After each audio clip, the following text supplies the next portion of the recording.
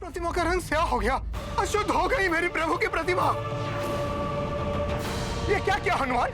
कहां से लेकर आए हो ये कलुषित जल?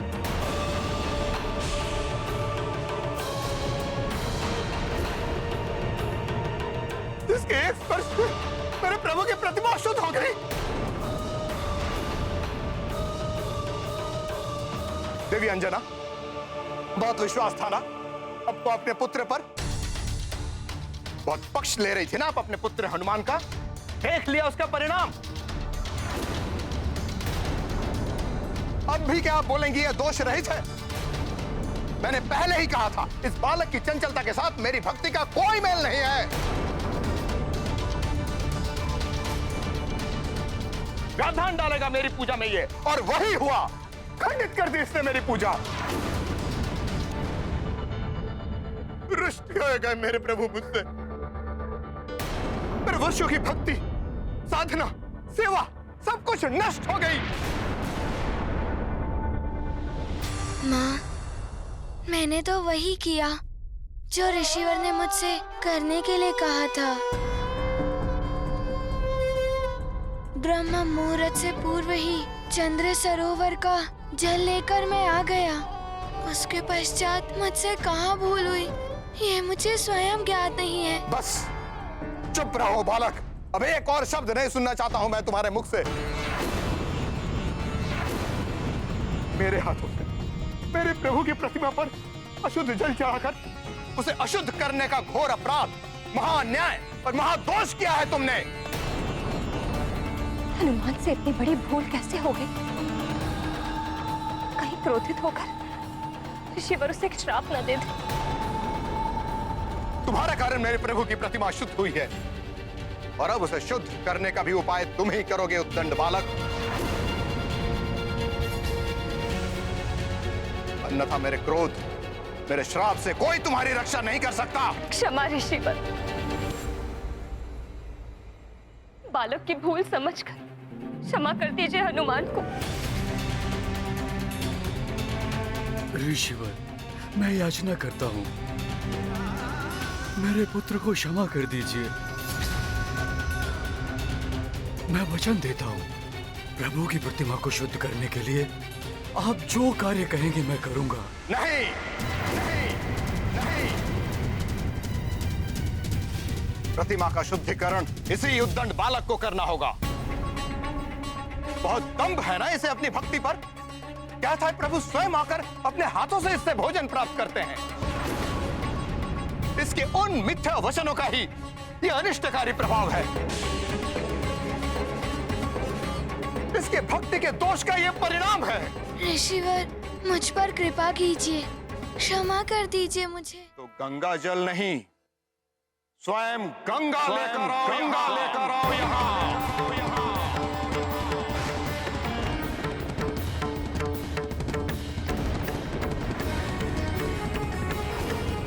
यदि तुम्हारी एक आह्वान पर स्वयं प्रभु को भोग ग्रहण करने के लिए आप बुला सकते हो, तो परम पावनी माता गंगा को भी यहाँ अवश्य लेकर आ सकते हो।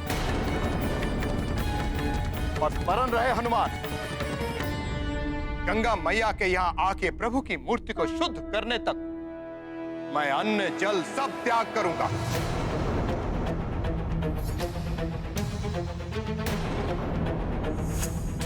और यदि तब भी प्रभु की प्रतिमा शुद्ध नहीं हुई तो मैं अपने प्राण त्याग दूंगा।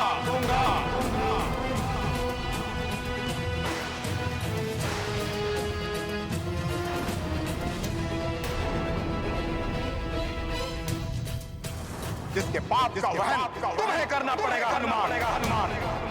हम भी गुरुवर के साथ अन्न जल त्यागने का संकल्प करते हैं और उनके साथ अपने प्राण देने के लिए भी प्रस्तुत हैं। यदि ऐसा हो तो अनर्थ हो जाएगा। हमारे संपूर्ण कुल पर ब्रह्म हत्या का दोष लग जाएगा। बोलो हनुमान, इतनी शक्ति है तुम्हारी भक्ति में? ला सकते हो तुम परम पावनी जीवन दायिनी माता गंगा को यहाँ?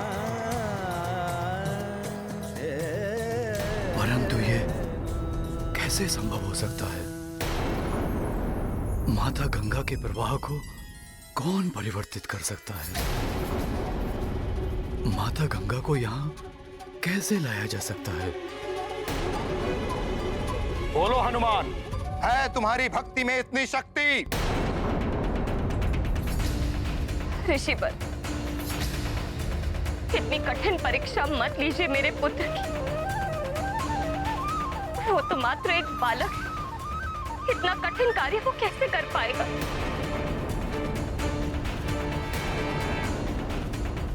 गंगा मैया को यहाँ लेकर आएगा हनुमान। माँ, पिताश्री और ऋषिवर के आशीर्वाद से मैं किसी भी विकट परिस्थिति पर विजय पा सकता हूँ।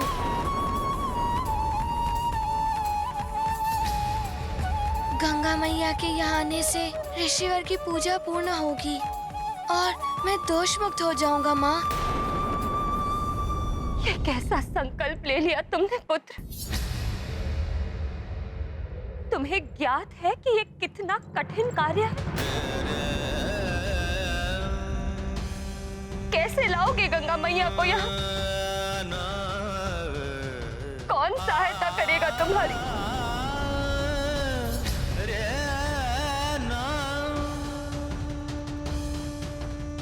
माँ, आप चिंता मत कीजिए माँ। हनुमान सत्य और धर्म के मार्ग पर अग्रसर है। जब तक तुम गंगा मैया को यहाँ लेकर नहीं आते, तब तक मैं और मेरे शिष्यों का निराहार निरंतर व्रत चलता रहेगा। जी ऋषिवर। और यदि इस अंतराल में हम तपस्वियों का कुछ भी अहित हुआ, तो उसका दायित्व तुम पर होगा हनुमान। ऋषिवर, आप निश्चिंत रहें। हनुमान ऐसा अनर्थ कदापि नहीं होने देगा। हनुमान शीघ्र ही पवन पावनी गंगा मैया की जलधारा के साथ यहाँ प्रस्तुत होगा। आज्ञा दे ऋषिवर। प्रणाम।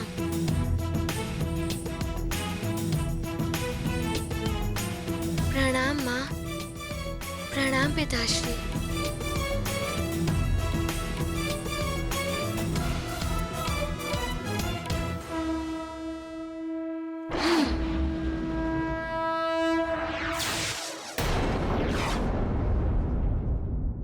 हे ईश्वर, ये कैसी कठिनाई में पड़ गया है मेरा पुत्र।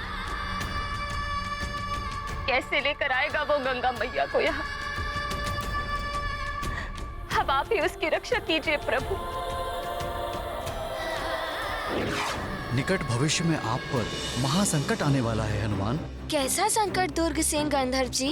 वो तो आपको समय आने पर ही ज्ञात होगा, परंतु स्मरण रहे हनुमान, तब आपकी सहायता एकमात्र महर्षि अगस्त्य ही कर सकते हैं। उस महासंकट से मुक्ति के लिए आप महर्षि अगस्त्य के पास ही जाइएगा हनुमान। हे प्राणवल्लभ, क्या उस गंधर्व का सुझाव मानकर हनुमान ऋषि अगस्त के पास गए उनसे सहायता लेने के लिए?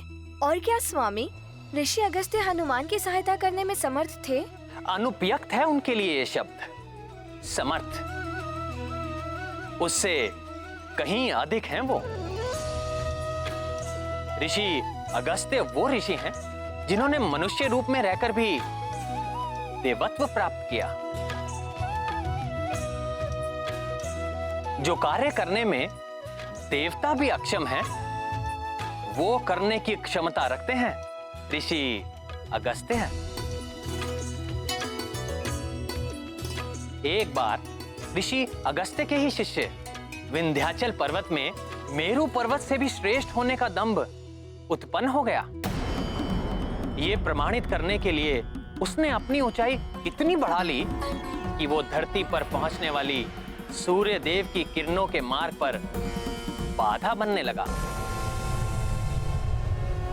परंतु इतने पर भी विंध्याचल संतुष्ट नहीं हुआ।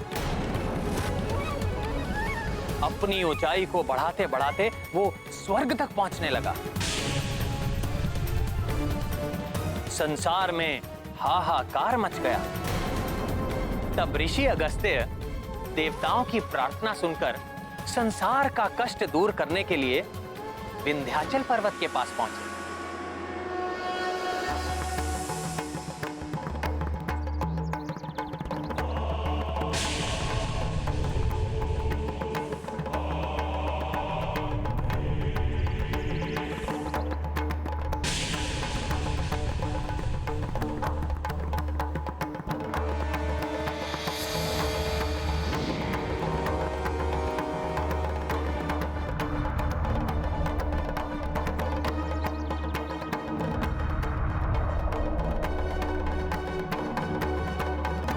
आकाश में अपनी उच्चता का इतना दम हो गया है तुम्हें विंध्याचल। गुरु का उचित अभिवादन करना भी भूल गए। गुरु तुम्हारे सम्मुख हैं और तुम्हें प्रणाम करने में इतना समय लग रहा है। नहीं नहीं गुरुदेव, गुरु के अनादर की तो कल्पना भी नहीं कर सकता। आपका शिष्य विंध्याचल। मेरा दंडवत प्रणाम स्वीकार कीजिए गुरुदेव।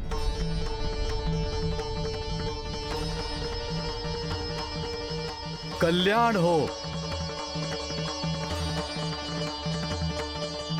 विंध्याचल, मैं जम्बू द्वीप के दक्षिण प्रवास पर जा रहा हूं। कुछ समय वहीं रहूंगा। मेरा आदेश है, मेरे लौटने तक तुम दंडवत अवस्था में ही रहोगे। मेरी आज्ञा का उल्लंघन नहीं होना चाहिए। आपकी आज्ञा शिरोधार्य है गुरुदेव। मैं पूर्ण निष्ठा से उसका पालन करूंगा। विंध्याचल को यह आदेश देने के पश्चात अगस्त्य ऋषि ने दक्षिण भारत के दंडका वन में अपना निवास स्थान स्थापित किया। इस घटना के बाद वो उत्तर भारत कभी नहीं गए और विंध्याचल पर्वत सदैव अधोमुख अवस्था में रहा, जैसा उसके गुरु उसको छोड़कर गए थे, और कभी भी इतना ऊंचा नहीं हो पाया जिससे वो किसी को कष्ट पहुंचा सके। ऐसी विलक्षण प्रतिभा के धनी, ऐसे चमत्कारी हैं ऋषि अगस्त्य। एक बार उन्होंने पर्वत को झुका दिया तो एक बार सातों सागर का जल पीकर उन्हें जल रहित कर दिया था। वो समय था जब युद्ध में देवताओं पर हमला करने के पश्चात असुर सागर में जाकर छिप जाते थे। तब देवताओं के ही अनुरोध पर असुरों को उनके छिपने के स्थान से वंचित करने के लिए ऋषि अगस्त्य ने सागर के जल का पान कर लिया।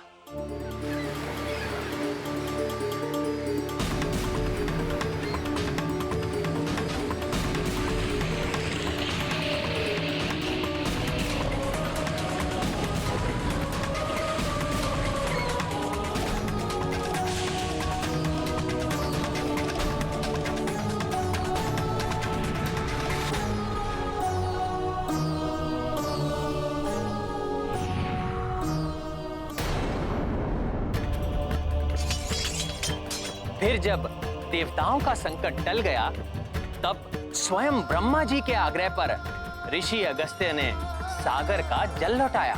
स्वामी, यदि ऋषिवर इतने सक्षम हैं, तब तो उन्होंने हनुमान को गंगा जी को अपने साथ ले जाने का उपाय अवश्य सुझाया होगा।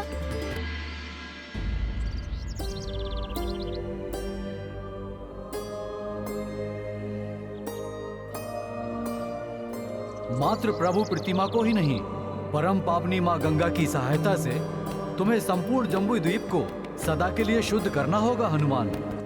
परंतु ये हनुमान कैसे करेगा ऋषिवर? तुम्हें माँ गंगा को जम्बू द्वीप की अन्य सभी नदियों से जोड़ना होगा।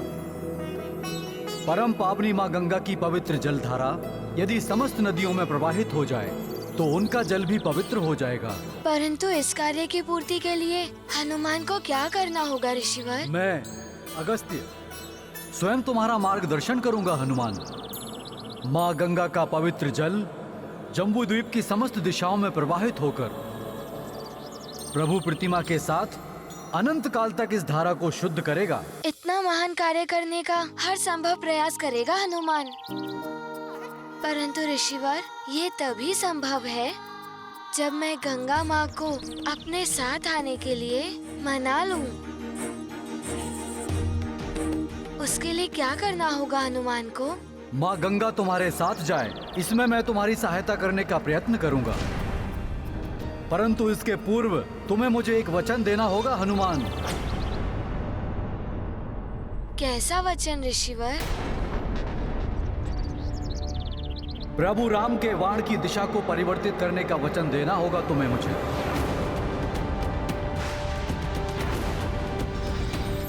भविष्य में मेरे आदेश पर तुम ऐसा करोगे।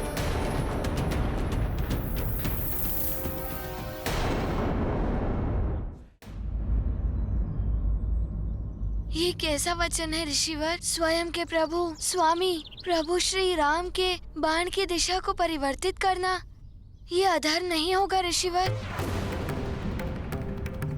धर्म ही जिसका कर्म हो हनुमान, वो भला धर्म के विपरीत जाकर तुम्हें कोई अनुचित कार्य करने का आदेश दे सकता है क्या?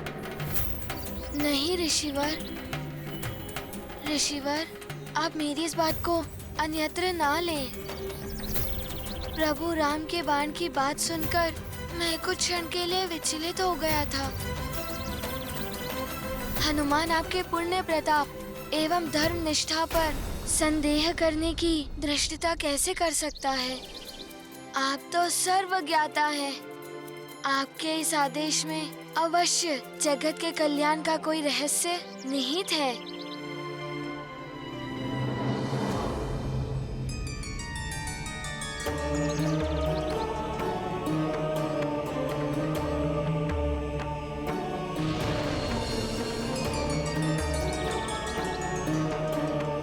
अब तुम मुझे एक वचन दो हनुमान।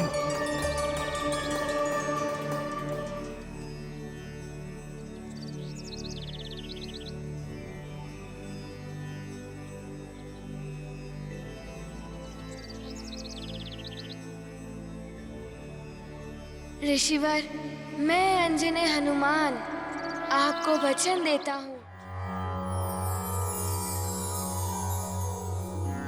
देवी सुरेश्वरी भगवती गंगे त्रिभुवन तारिणी तरल तरंगे शंकर मौलि विहारिणी विमले मम्मतिरास्ताम तव पद कमले हरिपद पाधि तरंगिणी गंगे हिम विदुमुक्ता धवल तरंगे दूरी कुरु मम दुष्कृति भारम कुरु कृपया भवसागर पारम तव जलममलम येन निपीतम परम पदम खलु तेन गृहीतम मातर गंगे त्वय्यो भक्तः किल तम द्रष्टुं नायमः शक्तः।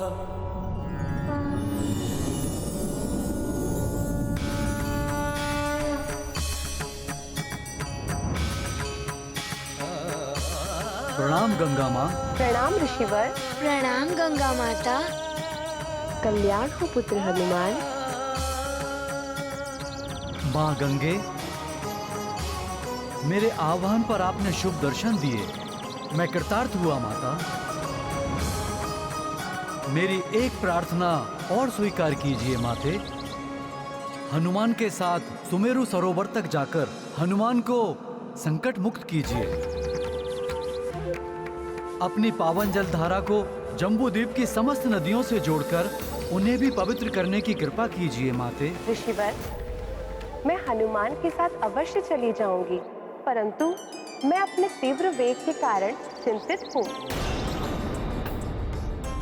मेरे वेग के सामने जो पड़ता है वो मुझ में समाकर नष्ट हो जाता है, परंतु यदि हनुमान मुझे आश्वस्त कर दे कि वो मेरा मार्ग प्रशस्त करेगा एवं मेरे मार्ग में आने वाले प्रत्येक जीव जंतु को हटा देगा, तो मैं यथाशीघ्र ही इस पुण्य कार्य में सम्मिलित होने के लिए प्रस्तुत हूँ। परंतु यदि मेरे वेग से किसी एक जीव को भी क्षति पहुंची तो मैं पुनः शीघ्र लौट जाऊंगी। पुत्र हनुमान, माँ गंगा की जो इच्छा है उसे पूर्ण कर पाओगे?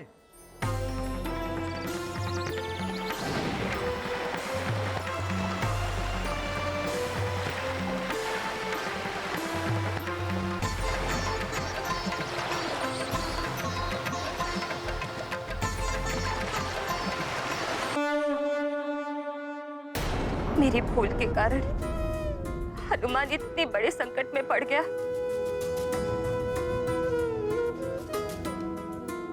उसे ऋषिवर की पूजा में भाग लेने से रोका क्यों नहीं मैं?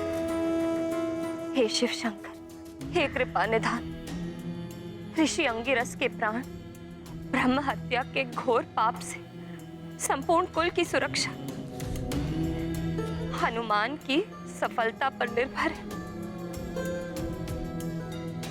उस पर कृपा कीजिए प्रभु।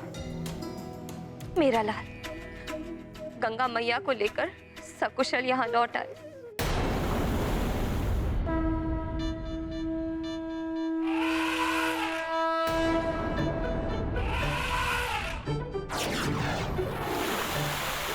ये क्या? ये सारे गज समूह तो गंगा मैया के मार्ग में है। मुझे शीघ्र इन्हें यहाँ से हटाना होगा।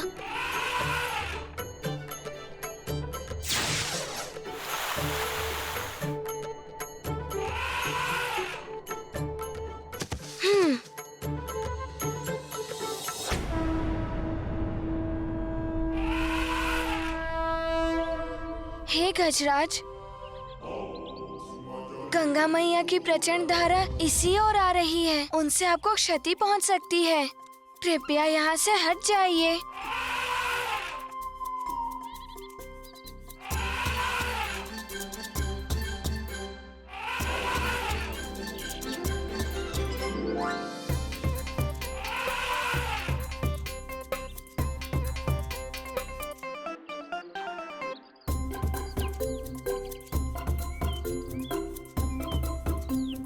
वो देखिए,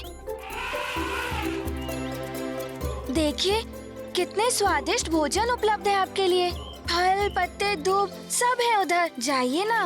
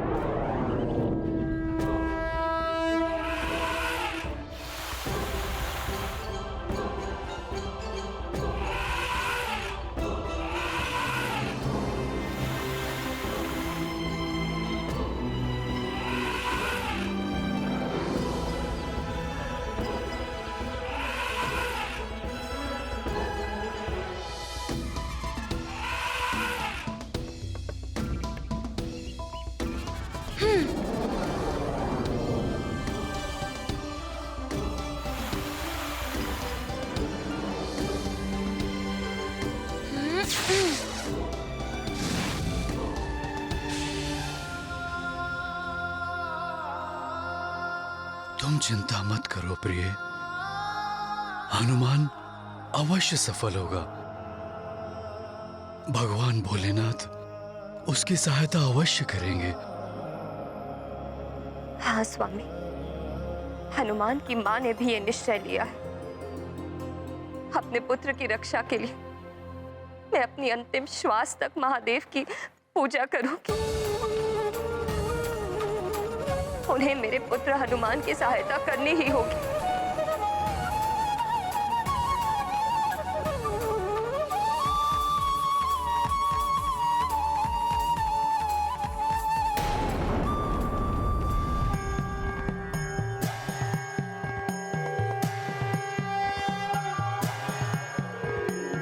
ॐ सद्यो जातं प्रपद्यामि सद्यो जाताय वै नमो नमः। भवे भवे नाति भवे भवस्व मां भवोद्भवाय नमः।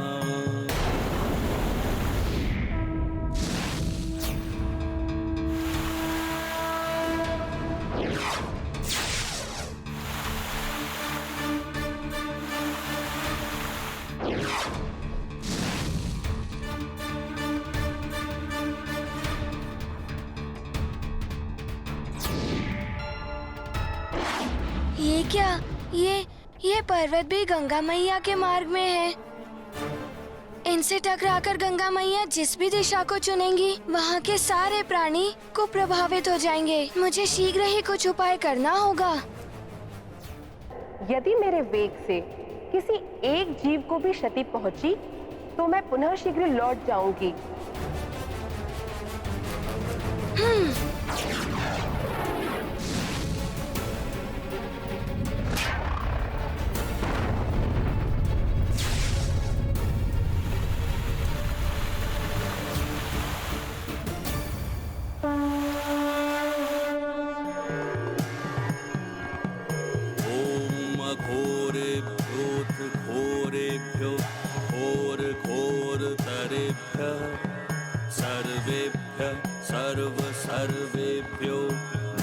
नमस्तेऽस्तु रुद्ररूपेभ्यः ॐ तत्पुरुषाय विद्महे महादेवाय धीमहि तन्नो रुद्रः प्रचोदयात्।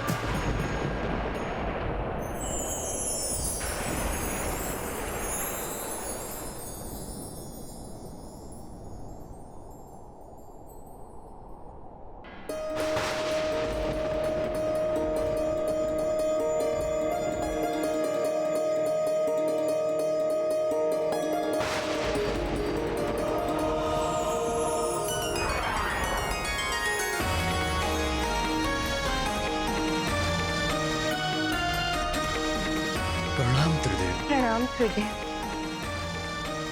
प्रणाम त्रिदेव। कल्याण।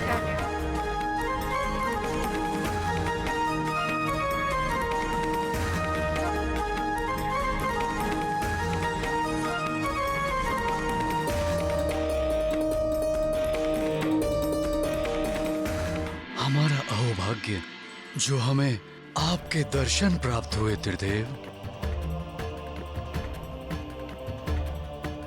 आप सबके दिव्य दर्शन प्राप्त कर हमारा जीवन धन्य हो गया।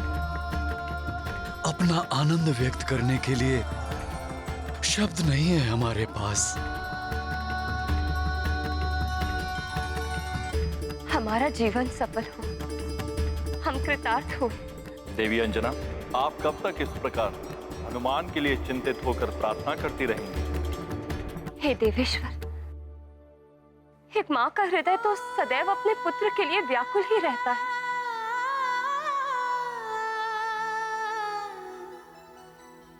अपने पुत्र के लिए प्रार्थना करना तो माँ का स्वभाव होता है। उसका त्याग वो कैसे कर सकती है? परंतु देवी अंजना, हनुमान कोई साधारण बालक नहीं है। एक विशेष उद्देश्य के लिए उसका जन्म हुआ है। सृष्टि की धर्म रक्षा करने के लिए स्वयं भगवान नारायण का सहायक बनना उसके जीवन का उद्देश्य है।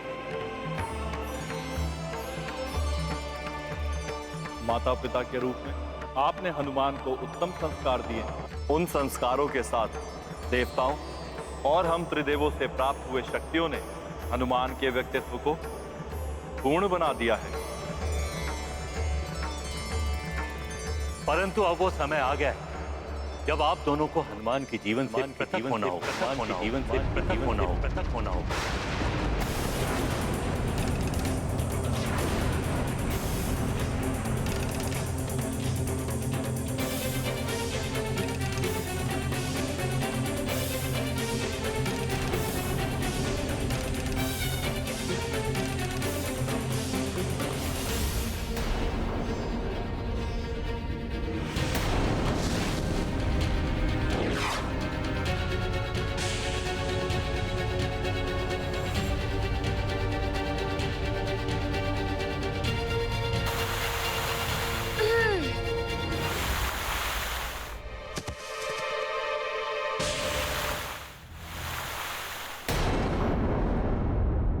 हनुमान के जीवन में अब आपकी भूमिका समाप्त हुई।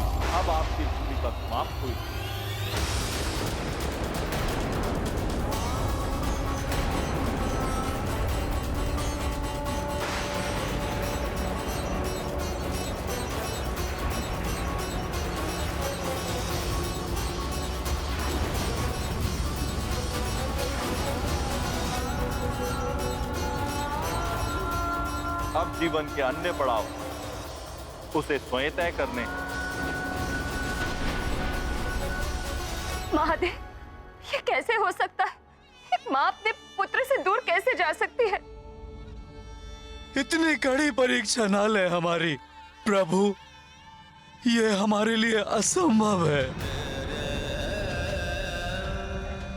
देवी माता, आप तो संसार के चराचर प्राणियों की माँ है। माँ की ममता, संतान से विच्छेदों की पीड़ा आप सब भी भली भांति समझ सकती हैं।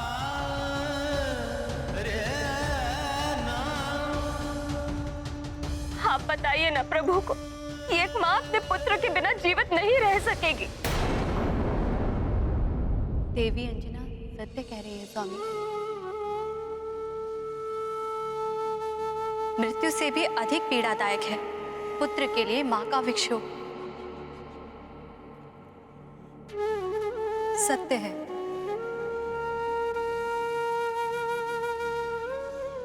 पुत्र को मां से विलग करने का अर्थ है आत्मा को देह से विलग करना।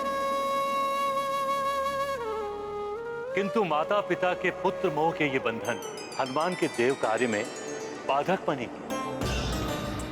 जिस राम काज के लिए हनुमान का जन्म हुआ है वो तभी पूर्ण हो पाएगा जब हनुमान समस्त मोह के बंधन से परे हो जाए।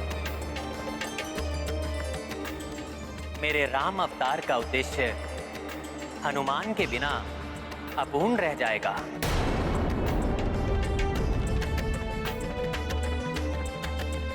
हनुमान से ही होगी राम की पूर्णता।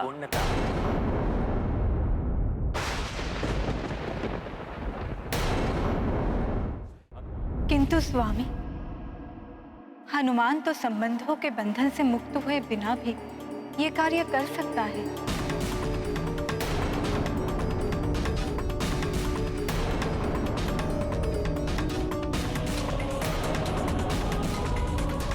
आज तक किसी भी कार्य में उसके माता पिता का मोह बाधक नहीं बना। सत्य तो ये है, आज तक उसने पूर्ण क्षमता और अधिक श्रेष्ठता के साथ सभी कार्यों को संपन्न किए हैं।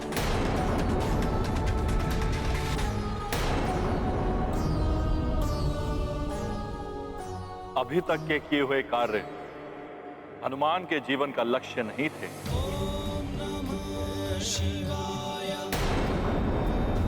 ये तो मात्र एक दिशा थी।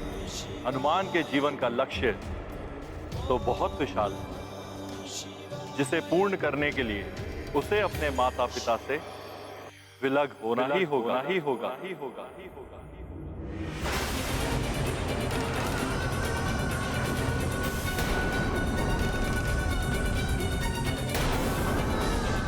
क्योंकि यही नियति द्वारा निर्धारित किया गया है। किंतु प्रभु, उस माँ के हृदय का क्या जो केवल अपने पुत्र के लिए स्पंदित होता है? देवी अंजना तो स्वर्ग की वासी थी ही, ये पूर्व काल में स्वर्ग जा भी चुकी है। हनुमान को पूर्णता प्रदान करने से एवं आपके पुण्य कार्यों से आप भी स्वर्ग के अधिकारी हो चुके हैं महाराज केसरी। अतः आप दोनों के लिए उचित यही होगा कि अब आप मोह बंधनों से मुक्त होकर स्वर्ग में सुख से जीवन यापन करने के लिए प्रस्थान करें। देवेश्वर, मैं हनुमान के बिना स्वर्ग तो क्या कहीं भी नहीं रह पाऊं, और हनुमान भी नहीं रह पाएगा मेरे बिना। यही तो वो मोह की बेड़ियां हैं जिन्हें यदि अभी नहीं तोड़ा गया कदाचित ये इतनी सुदृढ़ हो जाएंगी कि जीवन भर ना टूट सके।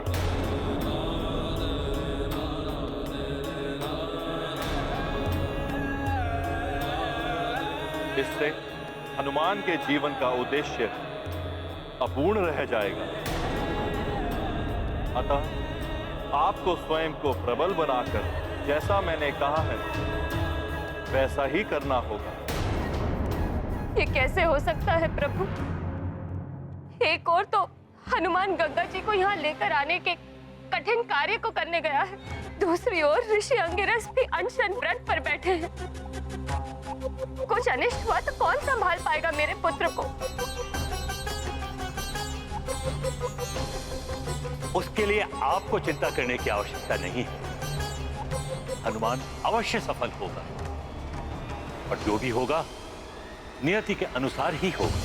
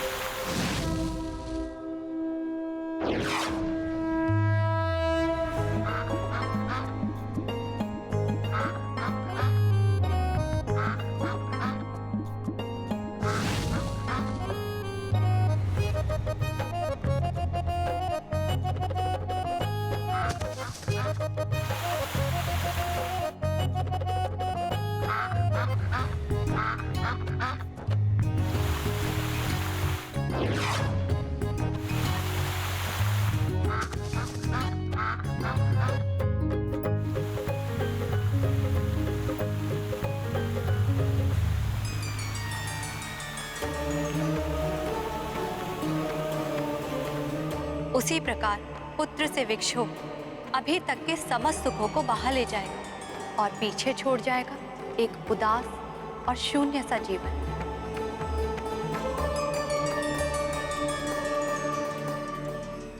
परंतु देवी, यदि ये अभी हनुमान को छोड़कर नहीं गए तो आगे जो होने वाला है उसके पश्चात तो ये जा ही नहीं पाएंगे। क्या होने वाला है मेरे लाल को? बताइए ना परमपिता, कुछ अनिष्ट होने वाला है क्या मेरे हनुमान के साथ?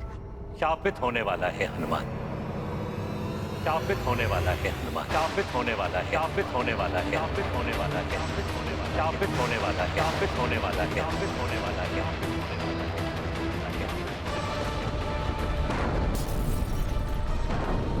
शापित होने वाला है, शापित होने वाला है, शापित होने वाला है, शापित होने वाला है।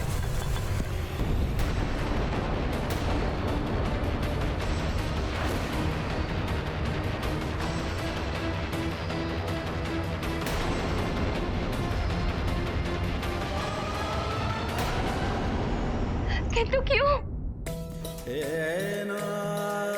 कैसे श्रापित होगा मेरा हनुमान? क्या वो गंगा मैया को लाने में असफल हो जाएगा? देवी अंजना, ये सब तो नियति की क्रीड़ा है। जो होना है उसे कोई नहीं रोक सकता। अतः आप चिंता छोड़कर पुत्र मोह का त्याग कीजिए। मेरे पुत्र को श्राप मिलने वाला है, उसका अनिष्ट होने वाला है, और आप मुझे कह रहे हैं कि मैं उसे एकाकी छोड़ दूं? विपदा में तो एकमात्र सहायक होते हैं उसके माता पिता, और आप कह रहे हैं कि मैं उसका वो संबल भी छीन लूं।